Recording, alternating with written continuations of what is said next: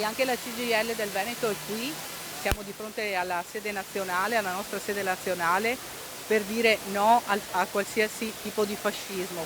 Facciamo il percorso contrario rispetto a quello di un anno fa che ha portato all'assalto della nostra sede. Assieme alla segretaria regionale della CGIL, Tiziana Basso, sono partiti in 2000 dal Veneto.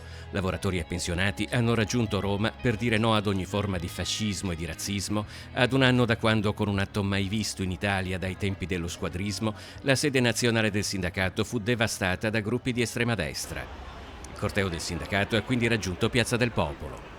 Per chiedere al nuovo governo di dare risposte alle persone che stanno male, che non arrivano più alla fine del mese. C'è un grande tema salariale, c'è il tema della precarietà, le persone non riescono a pagare le bollette, non riescono più a vivere dignitosamente. Quindi al nuovo governo che arriverà noi stiamo anche a chiedere quale finanziaria serve. La crisi sta mettendo in discussione la tenuta stessa del nostro sistema economico. La questione sociale che sta per esplodere in Italia con milioni di persone a rischio povertà e disoccupazione sta colpendo anche il Veneto, dove a causa dell'impennata dell'inflazione lavoratori e pensionati stanno perdendo una se non due mensilità.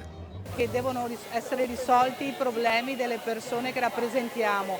Salari, precarietà, salute e sicurezza sono temi che non possono aspettare. Il nuovo governo che arriverà deve affrontarli immediatamente. Al nuovo governo la CGIL presenta un decalogo di proposte per un fisco progressivo, contro la precarietà, per la salute e sicurezza sul lavoro, l'aumento dei salari e la difesa del potere d'acquisto delle pensioni.